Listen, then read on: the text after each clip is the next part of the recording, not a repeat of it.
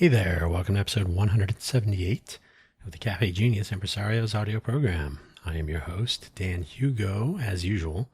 I'm recording this at 12:50 p.m. Pacific Daylight Time here in Greater Vegas on Friday, July 24, 2026. I am sort of ambivalent on the daylight savings time thing, having grown up in Arizona for a good chunk of my youth. And as a software developer, it's one of those things you just include in your code. But we are in Pacific Daylight Time at the moment here in Greater Vegas, and maybe where you are as well. Today's title and topic, announcements and outreach. That's not what we're doing today. It's just what we're talking about. If you're not familiar with Cafe Genius or perhaps the Cafe Genius Impresario's audio program, let me give you the quick version. I do talk about this every week, and if you have been listening every week, thank you. That's nice of you. And also, you're probably sick of hearing about this. Cafe, two F's, no accent on the E, is an homage to Cafe Centro, same spelling, Centro though, C-E-N-T-R-O, not S. Cafe Centro was a small coffee shop in the South Park region of San Francisco. It was actually in the park, grass, trees, picnic benches, the whole nine, like a real park. And people used to go there and work on their startups. It's where startups start, they used to say. I had been to that coffee shop several times. It was very nice. No longer, it did not survive the pandemic. Didn't survive too long after, for very long after, however you want to say that. So very unfortunate. It was a nice spot. I'm going to pause for 1 second and grab some water. All right. That sometimes, it might sound like a cut or an edit, but it's just me pausing and unpausing. So I can grab some water. Water. Cafe with two F's, no accent. Genius is an homage of sorts to the Genius lunches we used to have in the downtown area here in Vegas in the downtown project days. These were sort of thrown together, you get a text. What are you doing tomorrow? You want to come over to the lunch? It was just people working on their startups, doing their thing, get together, ad hoc, chit chat, gossip, what's up, what's down, and then back to work. No need for an all-day thing, and no need for formality, setting up venues and whatnot. We would just go out for Korean barbecue, whatever it was. Meet up, chit-chat, get on with our day. Very effective. Cafe Genius. I've proposed the return of the Genius lunch. I need to find a different collection of people to invite. Production by Street. Sorry. And we always need more Cafe Centro-like places. There are several. There are many places around the Vegas area. Desert Winds Coffee Roasters is one that comes to mind as a pretty solid example of what Cafe Centro was about. Although Cafe Centro had more outdoor seating. So Cafe Genius, the idea is we take a look at our entrepreneurial innovation ecosystem and we think about it. The Genius Roundtable, if we can get the second cohort together, and if I can reach out beyond LinkedIn, I think the odds will go up that we can gather together people with an actual interest, with a stake, with skin in the game, not people on high, but people actually living in and breathing in the fumes of our entrepreneurial innovation ecosystem, thinking about how we can make it better, how we can make it work better, how we can better understand it, and so on. Some people will call this like a startup community or a tech scene or other such things. Anyway, the people that actually make it go, that make it happen, should be much more proactively involved in stewarding it, understanding it, comprehending it, guiding it, etc. So that's basically what Cafe Genius is about.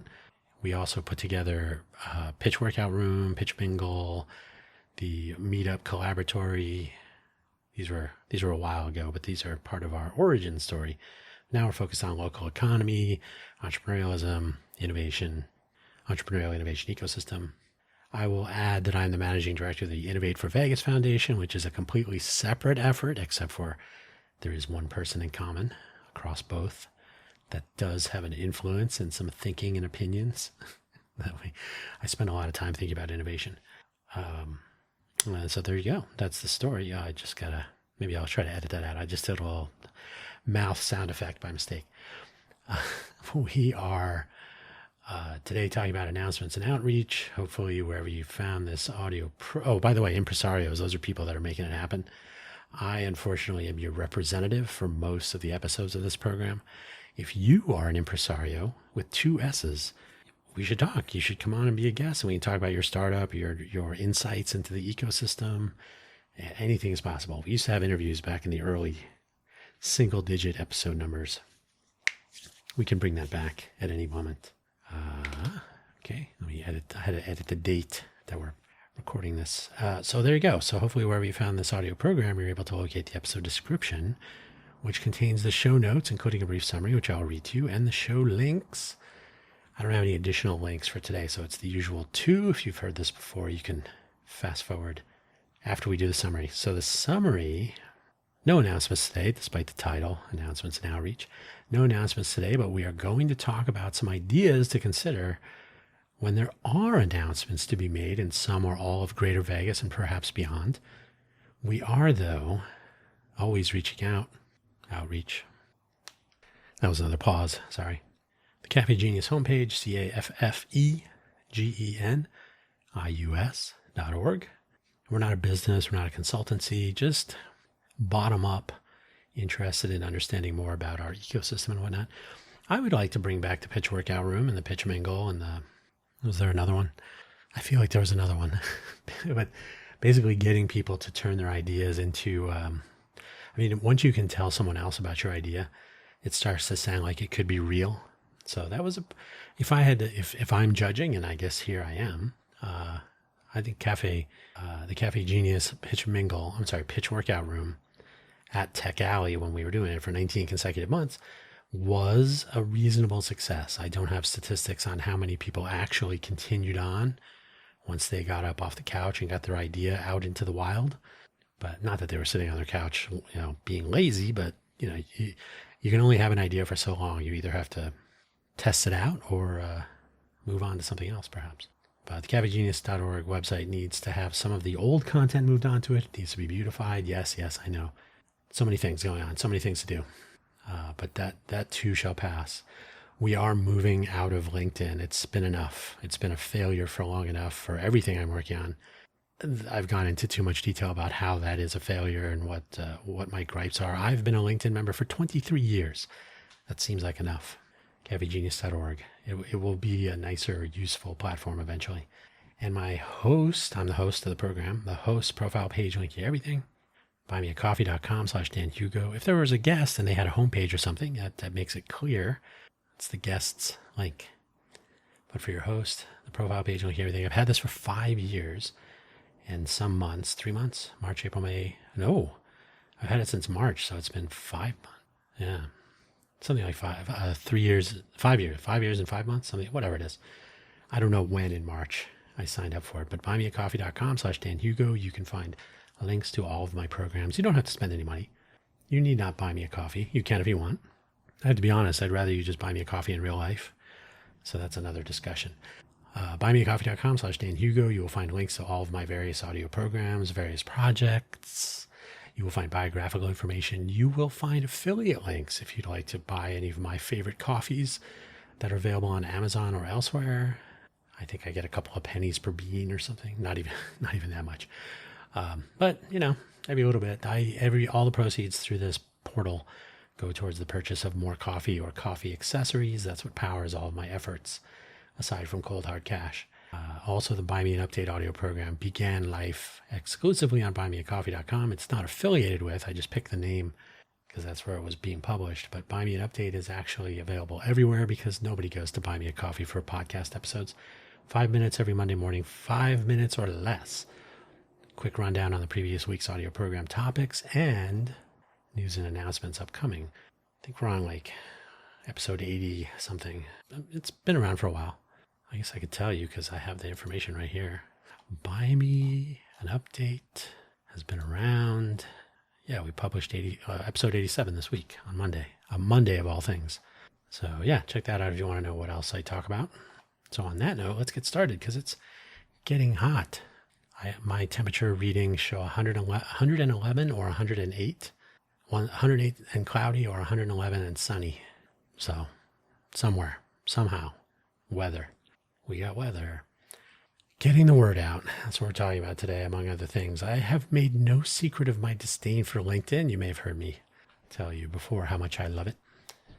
As the primary and sometimes only channel through which information passes in the greater Vegas area. So we need not rehash that. And when I say, I mean, there are, the LVGEA, for example, seems to only post announcements on LinkedIn. I haven't seen them post anything anywhere else. Of course, they can get press coverage now and then, but are we going to see quarterly updates, progress reports on the 3-year strategy for economic diversification on LinkedIn? Because guess what? Not everybody's following LVGEA management on LinkedIn. But that is the kind of information that should be shared with everyone all the time. So yeah, getting the word out, outreach should be something that people actually do. Our move away from LinkedIn as anything more than an unreliable messenger continues. And that is all I really need to say about that. So I'm not really going to harp. I'm going to mention LinkedIn again once or twice, but we're not really talking about that today. Onward and upward, Excelsior, in fact. Let's talk about getting the word out about anything, though.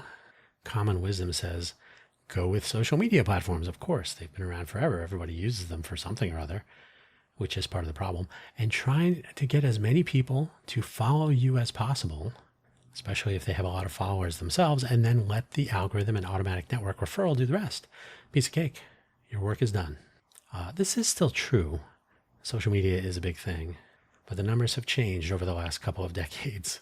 I'm just thinking about how long all this has been going on. It's horrible.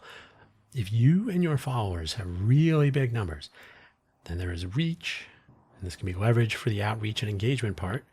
If you announce a new product launch or a grand opening of your business or whatever it is, and you have hundreds of followers on any particular platform, or maybe across all platforms, or followers of you or your business or whatever it is, and those followers they're not so engaged. They're following a million different platforms or people or whatever it is. You're just noise. Maybe they have hundreds of followers each themselves. They may or may not help you with reshares and all the mechanical interaction of how social media calculates signal inputs for making good decisions about what other people see. Put that in quotes. But the algorithms on your platform of choice or platforms of choice may not value your small numbers, so that for all of your followers and their followers, you get very little exposure. We've been seeing that pretty much across the board. The Innovate for Vegas Foundation page has been around for 5 years. It has more than 1,000 followers. If you look at the impression statistics that LinkedIn displays, a particular post may have 50 views out of 1,000 followers, and then nobody interacts with anything because they're probably pummeled with so much noise on LinkedIn. So unless you're into the tens of thousands, when the statistics start leaning back towards you, yeah. And it's not my full-time job to get followers, so it is what it is. So yeah, it's still true though. People do use and rely on social media to get the word out, but I think that's a problem. It's one we should address. Your favorite social media platform itself might have 1 billion users. I know LinkedIn has they claim 1.3, maybe more. I can't remember now. Maybe 2 billion, but not all are treated equally here in this scenario. If you have 50,000 followers on LinkedIn, people will see your post. If you have 500, maybe not. And by the way, something to think about with social media, if I have 500,000 followers, but none of them are in Vegas, that should be possible. 500,000, that's a big number. That's bigger than any I've seen, but there are people that probably have 500,000 followers. Who's going to see your post about the LVGEA? Something to think about. So community and ecosystem are important, of course. We talk about the entrepreneurial innovation ecosystem. We've covered this. We are not talking today about building either of these. A lot of people are into that. They claim those titles, community builder, ecosystem builder. I call BS. But a lot of people seem to believe they can build these things. Okay, good for them. Let them have their day. We need to talk about these, what these actually are and why these terms are so often mis and overused. We're not going to talk about that too much today. There's a lot of presumption and assumption. Those are two different things about what it means to be a community, what it means to be a part of an ecosystem. Like I said, they're often misused, certainly overused. I think you have to be a part of a community on purpose. You can't just say, oh yeah, you're the community. Like, wait a minute, I'm not in that community. I don't want to be. A community is a group of people sharing common location, sometimes, it doesn't have to be a location, common needs or interests or identity or a combination thereof. But you really have to want to be a part of a community. You cannot be placed in one. It's not quite the same. An ecosystem is a combination of one or more communities sharing and depending upon each other and available resources in cooperative or competitive modes. You can think of an ecosystem around a river or around a stream or around a watering hole in general, like all the creatures that come to the watering hole to drink, because you got to have water, especially in Vegas. So there is something of an ecosystem around there where predators and prey need to give it a minute. Not that they always do, but you will often see in wildlife videos and whatnot. I don't know what word I was going to say there. Wildlife videos. I think I was going to say wildlife TV shows, but what are those? Where you'll have a leopard or a lion, a lioness, either or both.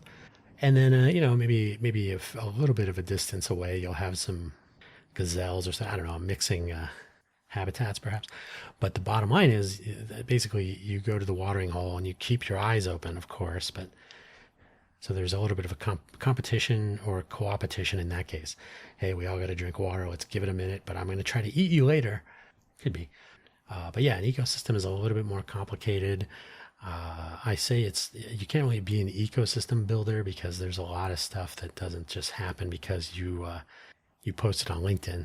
So, but people misuse the term. I think they use ecosystem to mean community. But ecosystem is a very fine word to describe what's really happening. I think it should be used as an analog to an ecological system that happens out in the world, like biology, the flora, the flora and the fauna, the biome, the inanimate objects, water, dirt, sunlight, wind, the temperature, the climate, if you like. So yeah, there's a lot of stuff. There's a lot of analogs that make ecosystem an appropriate term for what you're trying to accomplish at a city or larger scale, and in terms of economics and interactions and so on. And there's habitat encroachment, so there's going to be multiple types of creatures, sometimes cooperative, sometimes not. Anyway, I digress. The way I often differentiate these for the casual observer, a community can probably move around. Ecosystems usually cannot. In the case of virtual communities, they can literally move to another platform or methods of engagement if they, whenever they want, though this is probably more difficult than in the real world, getting everybody to switch Facebook to Discord or whatever. Don't use either. While a virtual ecosystem often exists around some product or commonality that will likely not move easily at all. You're in the Tesla ecosystem. You own the car, you get the emails, you invested blindly in SpaceX, right? So there's a lot of stuff going on. It doesn't have to be tied to the physical car and where you park it, but you're in this larger, ecosystem, right? The chargers, the everybody laughing at your Cybertruck, whatever it is. So yeah, ecosystems cannot so easily move. So they're a little bit more structured. Communities can kind of come and go. They can move around. Like, hey, there's a community of people that hangs out around North Las Vegas to talk about board games. But now they're moving their meetup spot to downtown. Okay, still a community, different spot. That's a much easier move than we're moving the restaurant, the place where people meet. We're going to pick it up and move it. That's different. That's a bad example of ecosystem, but anyway. So yeah, that's how I differentiate them. A so-called startup community can move its meeting spot to another place entirely and continue their ongoing activities. You really haven't broken up the community. That's often I will say something like, if you think it's a community, move it to another place. Or you as a community builder, stop showing up. If you built this community, they'll continue to show up. If everybody's waiting on you, maybe you didn't really build a community. You built a following. So yeah, and if there's a community with a virtual engagement platform, they could move from Slack to Discord as another silly example. So yeah, communities have some flexibility. An ecosystem, on the other hand, is usually connected to physical resources like transportation, infrastructure, livability, access to capital, and so on.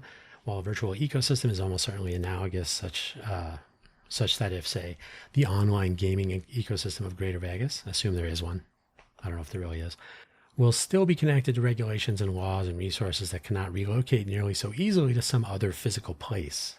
And an online move is merely a reduction to community platform selection in that case. So there's probably, you can play online games, but the online games may only be legal in Vegas. So bottom line is ecosystems, I think, you can just say communities can move around. Ecosystems, probably not.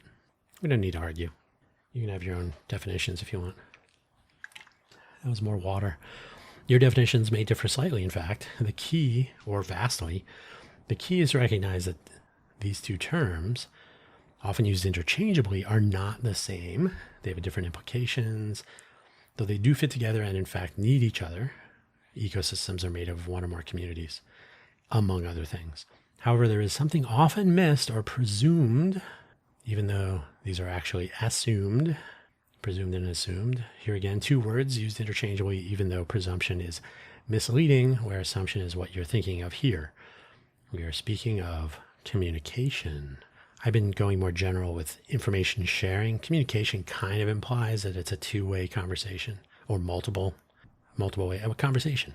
Sometimes you just want to announce things, you want to give status updates, you want to report on progress, etc. That may not be a discussion so much as you don't need to discuss the weather.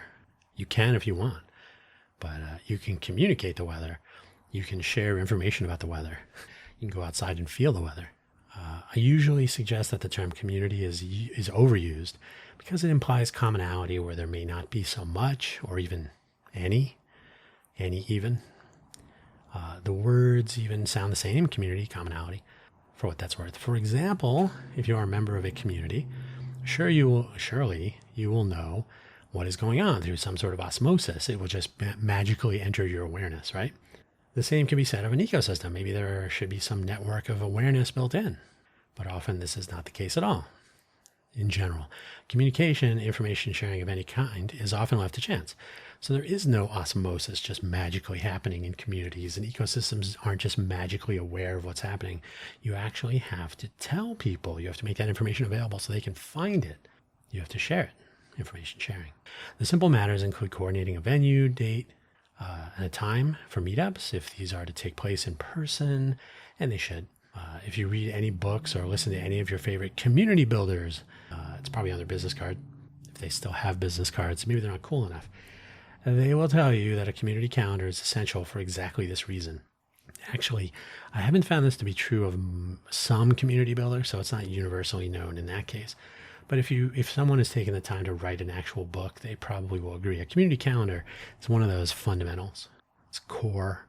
It enables in-person gatherings so that people know when things are happening and how they can participate. I cannot tell you how often in the downtown project days, when was it? It was yesterday? Oh, I wish I would have known. I would have gone. Because they all kind of assumed, you're just going to know. You're just going to hear about it. This is where the organic conversations and introductions take place at the in-person gatherings. So that's why they're important. Next, there's the forum or messaging collection of tools, maybe a Discord server, maybe Telegram chat room, or maybe we get creative and self-host some tools ourselves. Connect a public website for discovery so other people can find you, share it with others, post public information that's not tucked away in a discussion group, hidden in an email, and voila, the work is done. You can get on with your life. Nope, not really. It isn't done at all. Pulling your so-called community into a walled garden like Discord, and don't get me started on Discord, but stop using it. There are many other choices. Self-host if at all possible. Pulling them into this community, quote-unquote community, pulling them into this walled garden seems easy, but it actually prevents discovery. And this has been said of several tools that really enforce membership or signing in or creating an account. LinkedIn is right in there. Instagram, of course. Any website that says, okay, you can look a little bit, but you're going to have to create an account or log in if you already have one. If you want to read the whole article, if you want to watch the whole video, etc., etc. This is not great. If you want a private community, wonderful. If you want to have an ecosystem that is healthy and vital, don't hide information. How much conversation needs to be private anyway, right? Really, where it should probably be out in the open to draw more conversation and participation. People tuck it away behind, no, come on, don't do that. Maybe something like Reddit would be better, but that platform has its own issues as well. Meetup, I mean, it's an interesting idea. Meetup.com, don't get me started. That platform is awful. And while Luma looks like a reasonable alternative to Meetup, it actually is not. I was initially optimistic, but it's not great. It's okay. It's not awful, but unfortunately, it's not quite as good as I think it could be, or as I was hoping it would be. Well, we can save our local legacy media outlets until the end of this episode, so we're not going to harp on that too much just yet. But there are better ways to do what I'm describing here, to communicate, to share information about when and where and how and who. We did a whole episode on what is it? A pain in the asset map. There, if you look for Clark County asset map, you will find something. It's not quite come on. We live in the modern era. They hired a consultancy to come up with a big giant PDF document, right? You can have an asset map that's basically a conversation on some sort of a platform where people will actually pull out, oh, this person's working on this, and here's what their skill is, what their background is, and here's a resource that people can use, a makerspace or whatever. So you can build up an asset map, but you can be much more explicit, and that's something we're working on. So we've talked about it, and we'll talk about it again in the future when we have more to talk about. So innovation, you say. Innovation, yes. Greater Vegas believes itself to be, I'm going to say A. They may think believes itself to be a global innovation hub. Maybe. If you ask anyone, a person on the street perhaps, right? The person on the street interview, you will get an answer closer to fun economy, which is a trademark term, by the way, held by the UNLV Office of Economic Development since February of 2025. But some believe Greater Vegas is the next place where the magic will happen. Those people hang out on LinkedIn. It used to be the next Silicon Valley also, but having been there myself for over a decade in Silicon Valley, the real one, I would say be careful what you wish for. Luckily, that one faded a bit after the Badlands settlement. If you don't know what that is, don't even ask. But that's one of the things that's taking a lot of money away from these grandiose ideas. I heard that directly from someone in the city of Las Vegas staff. I'm not going to say who, of course. The reason I'm harping on this at the moment is simple. It is easy to say this is a global innovation hub, but yet we still see postings on the LinkedIn walled garden to the LinkedIn walled garden, leaning into tourism-focused content creators, letting the local legacy press stick with crime and fun economy as their leading topics of coverage all the time. And hang on, we'll get there. Local press.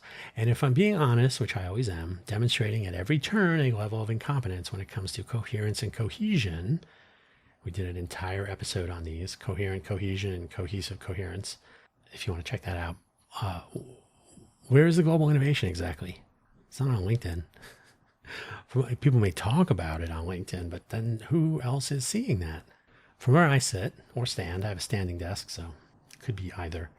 It's desperation and following playbooks of other places, using platforms others control and hoping for the best when you make these announcements and pronouncements without them being true.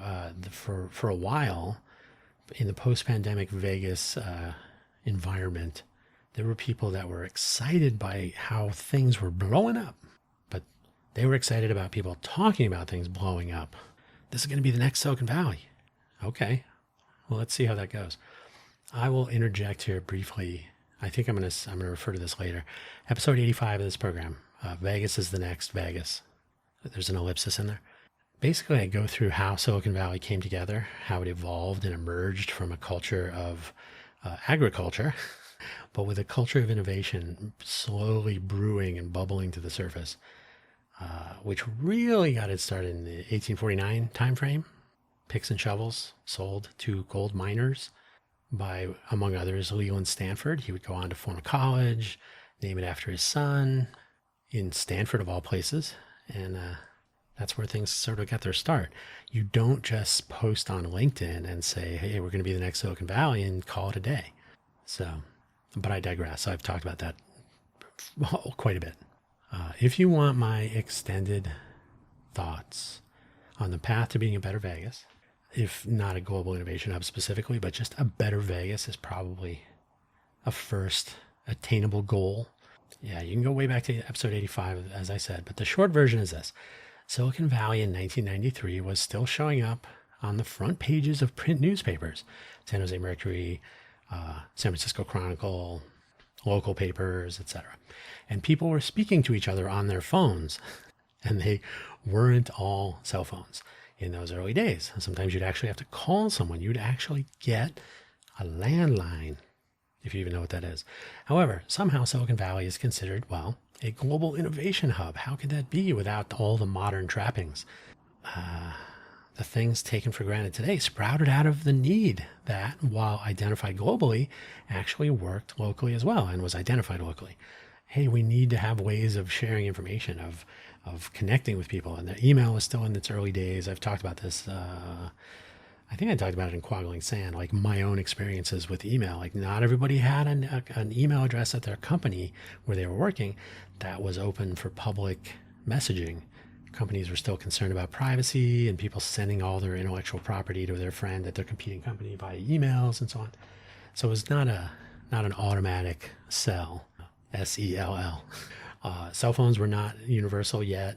Cell phone coverage in Silicon Valley was horrible in the 90s. And I worked at Palm. I worked at Apple and Palm.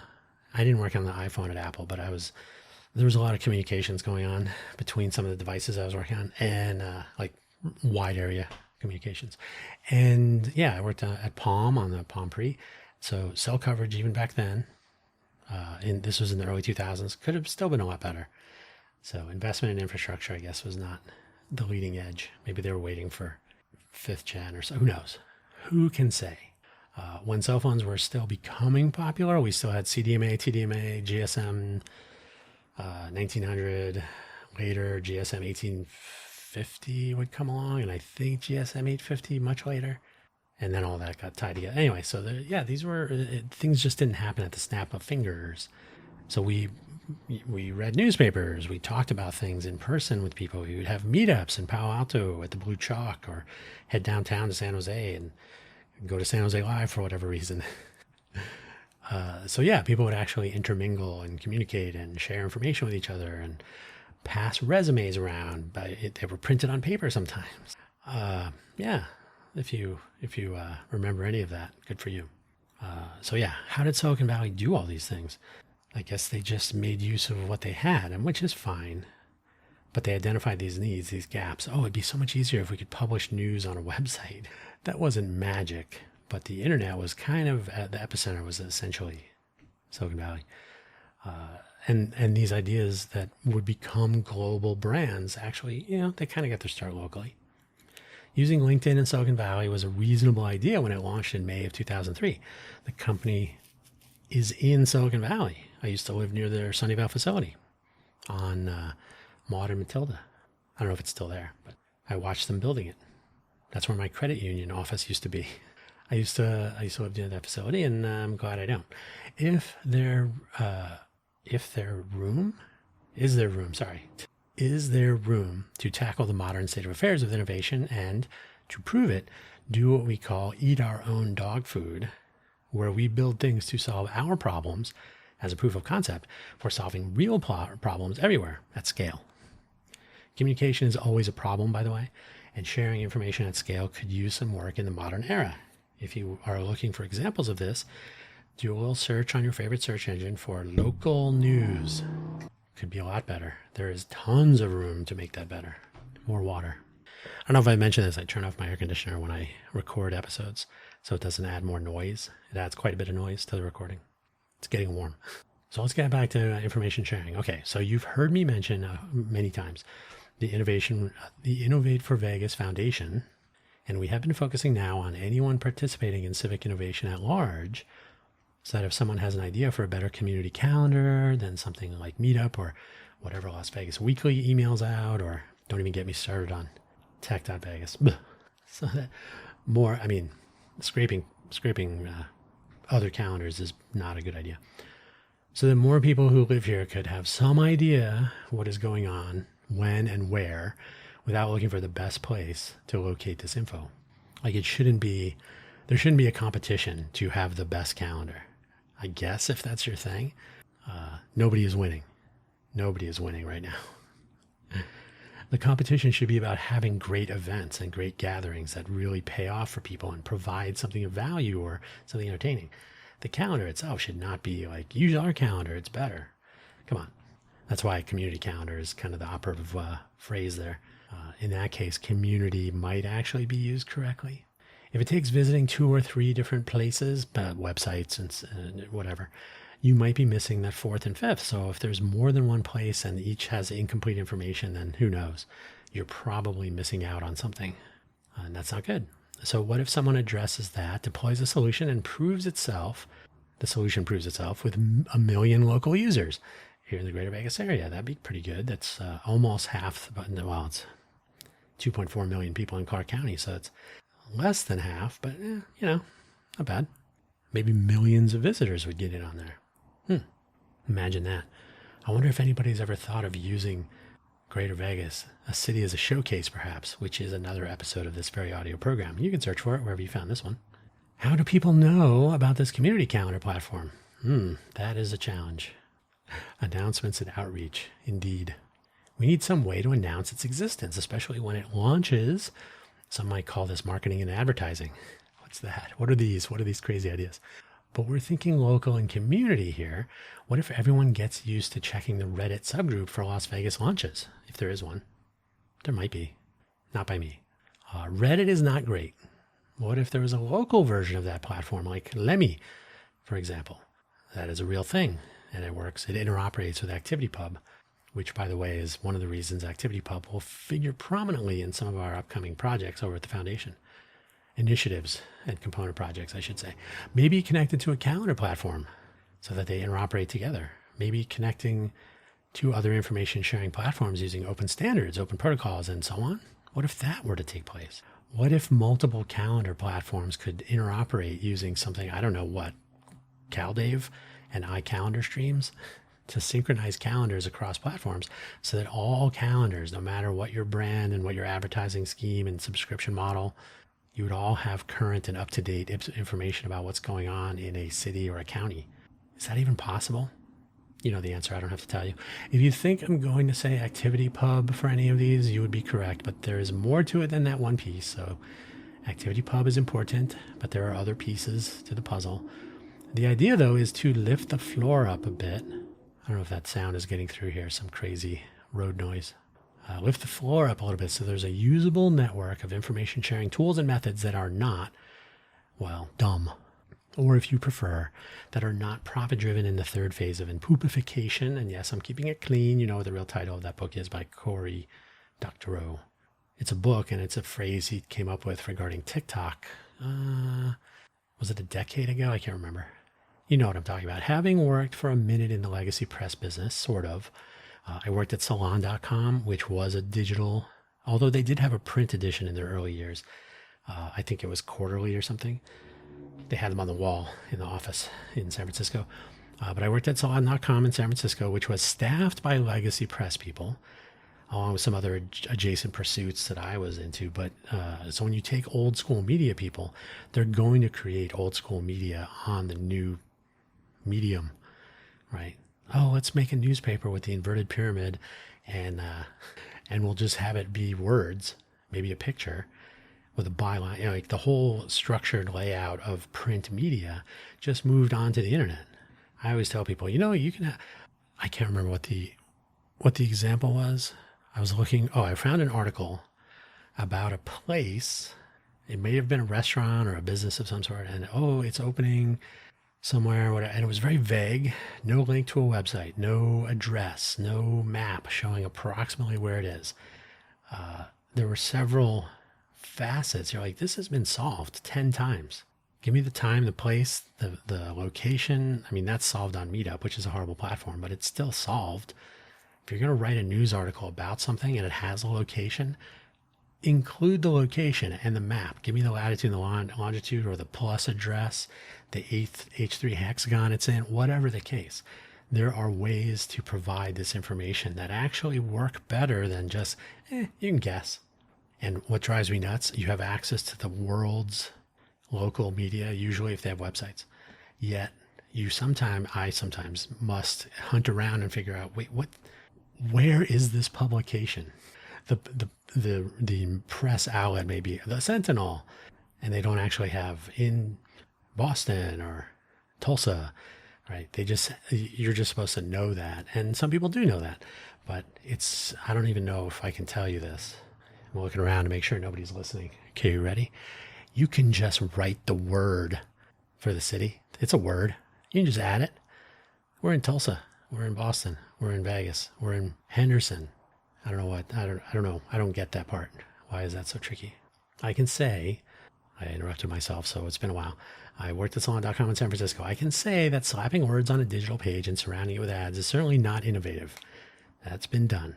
It's not innovative at all. This is what we have, though, and it does not work. It does not work sufficiently. If we are going to be a global innovation hub of any kind, let's start at the very beginning. A very good place to start. And if you're thinking doe a deer at this point, stop. Let's get back on track. Let's talk about local media outlets. That's the first part of the problem.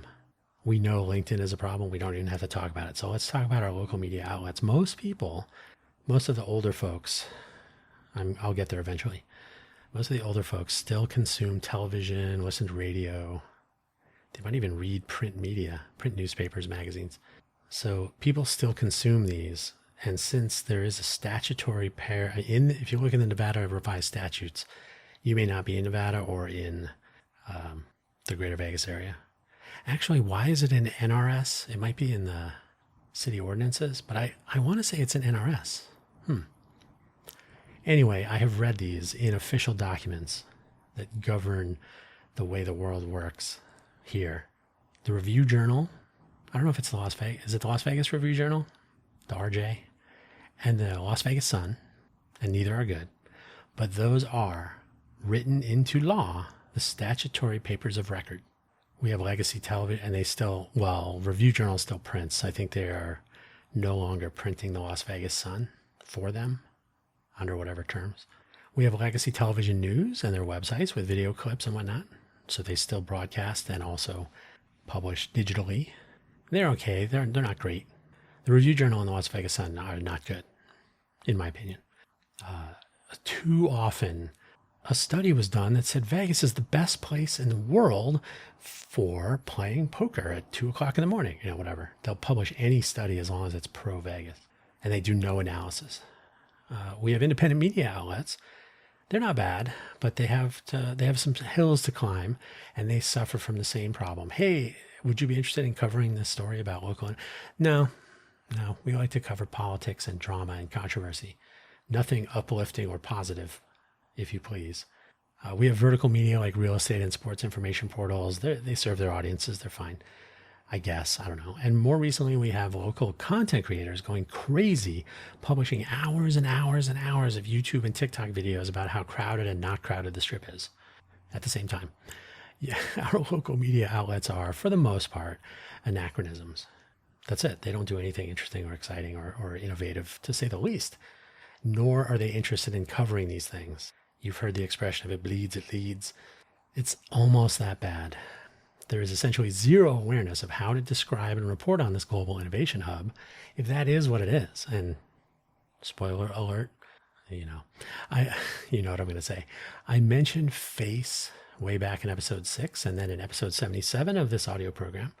Episode 77 was about R weeks, which is another issue that we can talk about another time. Again, every 3 months there's an extra week in a 4-week rotation.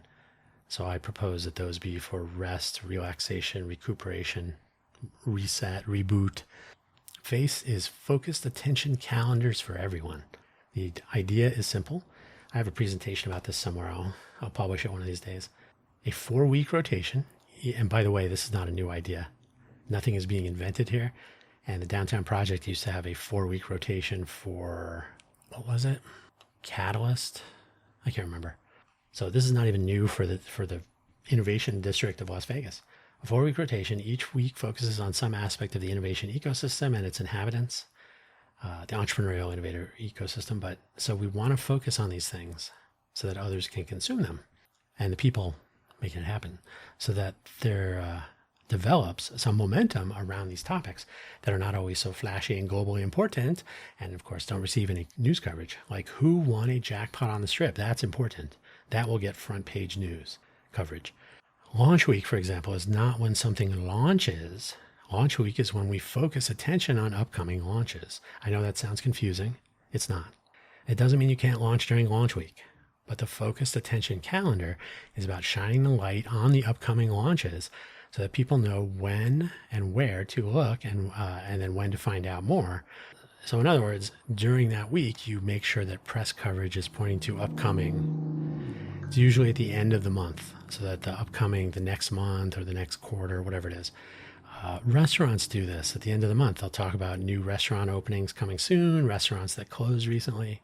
So there's usually a week of good and bad news. So you just have it at the same time all the time. That's really not hard. It would take 10 minutes and you'd totally get it. But the focus attention calendar is about shining that light, which would make it easier for local news outlets to cover these things. They don't have to go looking around, hunting for what's the latest this. Hey, I need to know if anybody's launching that's never been said anywhere in Vegas.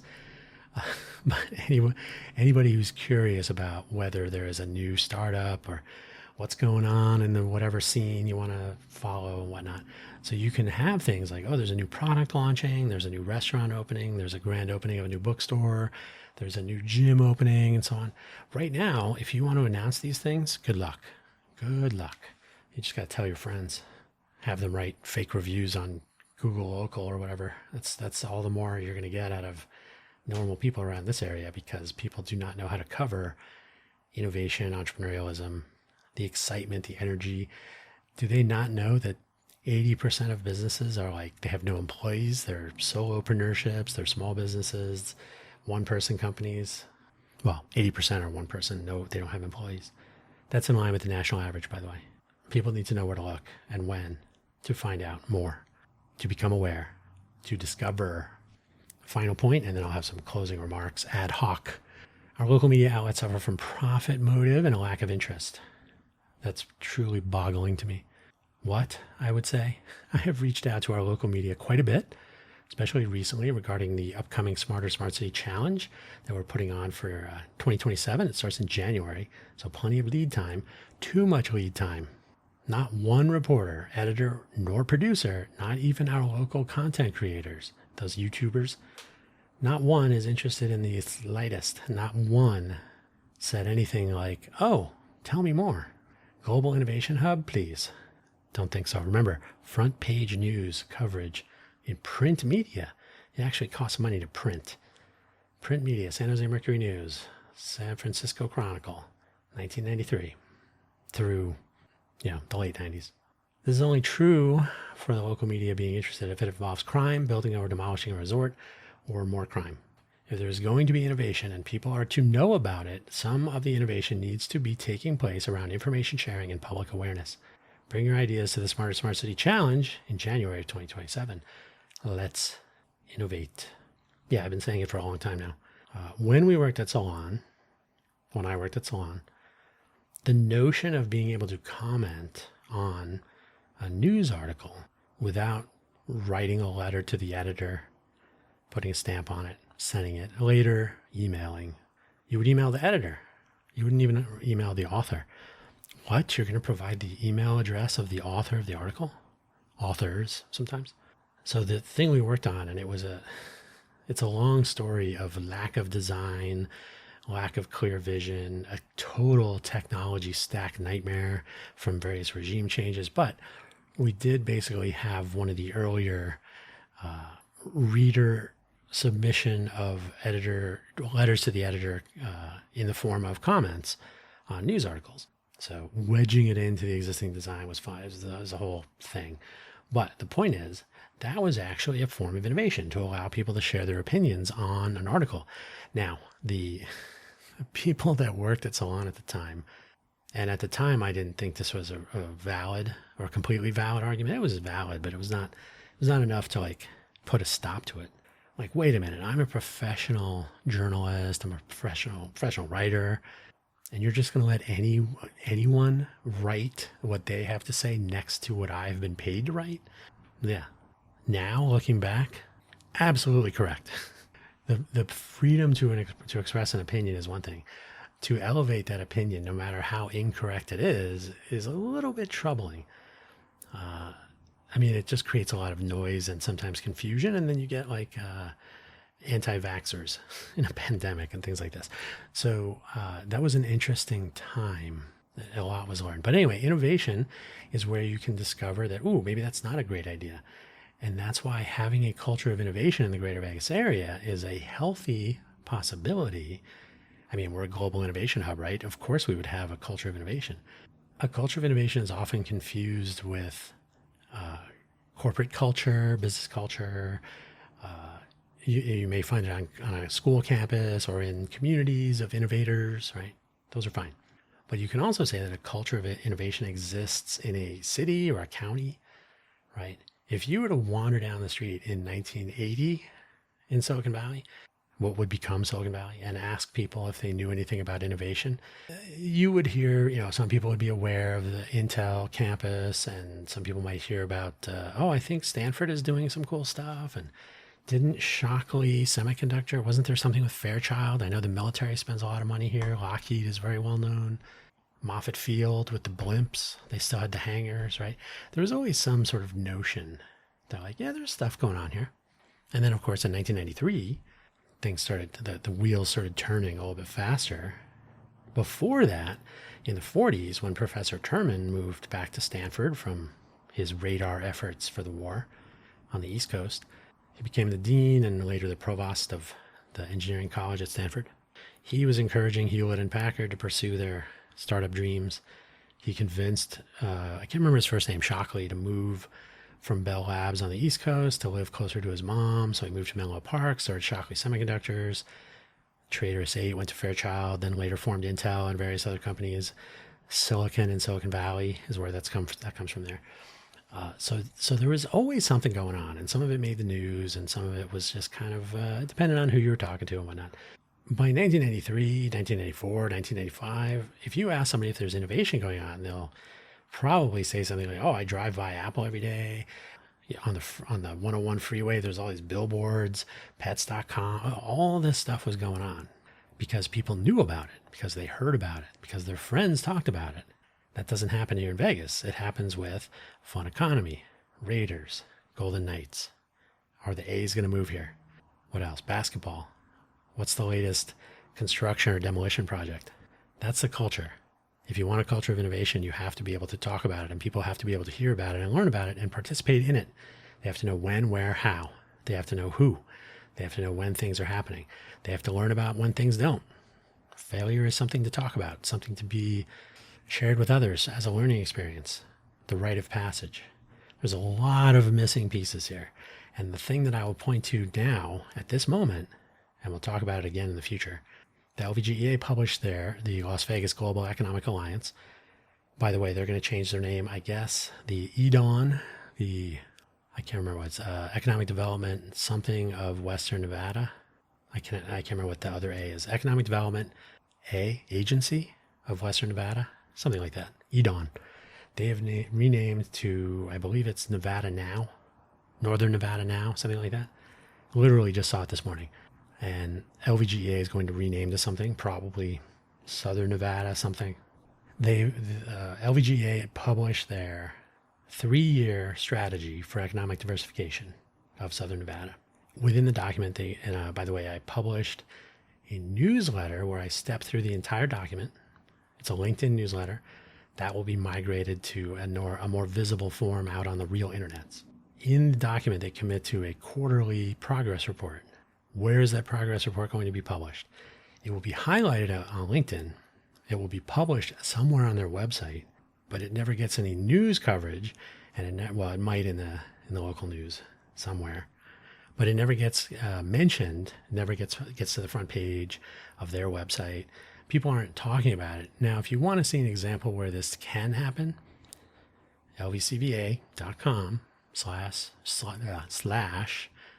/ My mouth is getting dry. LVCVA, Convention and Visitors Authority.com/research. You will see every month, end of every month, they publish the previous month's visitor numbers. How many people came to Vegas? What's the gaming revenue? How did they get here? Airport, driving from California. What's the hotel room, RevPAR, revenue per available room, I believe it is. All that published every month. You can always find it. It's always in the same place. People know about it. People talk about it. People report on it. That is not innovation, but that is one way to be innovative in how you let people know how the fun economy is doing. We should be doing the same thing. We should be making use of timelines, graphs, charts, network, data. I don't mean internet network. I mean how things are connected. AI, no AI generated slop, but you can use artificial intelligence to locate information, to connect it, right? Hey, is this the same person that we're talking about in this article as in this other article? You can use all kinds of open data that's available. The city still maintains the open data sets that were part of the original mission of Code for Vegas, which later would become the Innovate for Vegas Foundation. So there's tons of open data. There's tons of ways to collect more open data. There's tons of ways to connect that data. We can call it data fusion if you want. So there are tons of possibilities. And we have it's not 28 million. We had 38 million people last year visiting the greater Vegas area. We had 41 point something million the year before. That's a lot of people that could see some new ideas. So the city as a showcase, the whole idea is to showcase the new technologies, the new innovations, which is why local innovation, which can take any form, becomes so interesting to highlight. Anybody can win $1 million. I'm thinking about doing that later. But who's going to invent the next this? Who's going to come up with an innovative way to capture water from the air that Luke Skywalker is not forced to do, so he can't go to town and whatever he's doing, shooting wombats or whatever. It wasn't wombats, I can't remember. But moisture farming could be the wave of the future for Vegas. There's just so much. There's so much left on the table that nobody talks about. And there's no way to know that people aren't talking about it because nobody's going to talk about where they're not talking about it. But the bottom line is there's so much room just in the communication and information sharing environment, not to mention learning from the possibilities of, wait for it, the global innovation hub that is Greater Vegas, with so many people transiting the Vegas area for trade shows and vacation and events and the fun economy. There's so much opportunity for engagement. There's so much opportunity to try out new ways of sharing information, not to mention accessibility, not to mention language translation so that people from other countries and cultures can interact with the information. The list goes on and on and on. And this is the simple low-hanging fruit of Greater Vegas because there is so much available, so much possibility and opportunity in the tourism side of business, which, by the way, the LVGA would like to see as a reduced percentage of employment in the next few years. So that's something to keep in mind. I talked about already what that exactly means, but people can take it in the worst possible way. What, you mean get rid of the dealers and replace them with robots? That's already being done. So there's so much, though, left on the table for communicating information about, you hear about it all the time. Vegas is always reinventing itself. It's just that nobody knows exactly how until it fails or succeeds, and then we move on. So it's possible to make use of modern tools and methodologies to share this information, to make it more visible, more accessible in the general sense and in the specific sense. WCAG 3.1, is it? The latest version of WCAG. So let's make stuff accessible for people who are interested in this information, and that should include everybody. Let's get away from the WordPress websites with the native ads. Let's make use of and get used to seeing or consuming modern presentations of data and information in useful ways. Let's see how things connect. Let's see impact. Let's take submissions of opinion from the people who live here, present them so that others understand. What do we actually think of flock cameras? What do we actually think of expensive parking for locals? You don't need to do any surveys for either of those. But the point is, if you are going to live in a smart city, which Vegas claims to be, We based some of our initial ideas at the Innovate for Vegas Foundation on a Smart City Forward document from 2018, which spells out all of the ways that Vegas intends to be a smart city. By the way, they're all checkbox projects. They all got checkboxed, check marks in the box. Eventually, hey, let's have public Wi-Fi. That makes us a smart city. Vegas does not rank as a smart city in any of the global assessments of smart cities, by the way.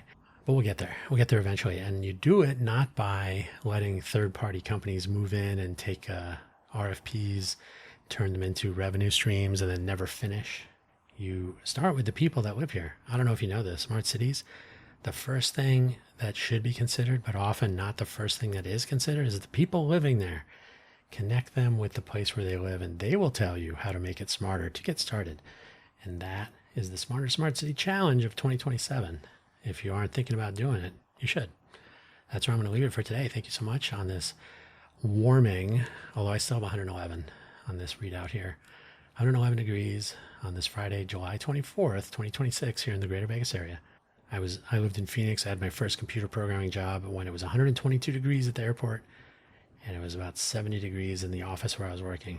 That was an interesting day, especially at lunchtime when I went outside. Woo, it's hot. Just imagine opening your door to a 50-degree difference. Okay, take it easy. We'll talk to you later. Don't forget, if you're following us on LinkedIn, keep an eye out. CafeGenius.org looks ugly right now. Too many things going on.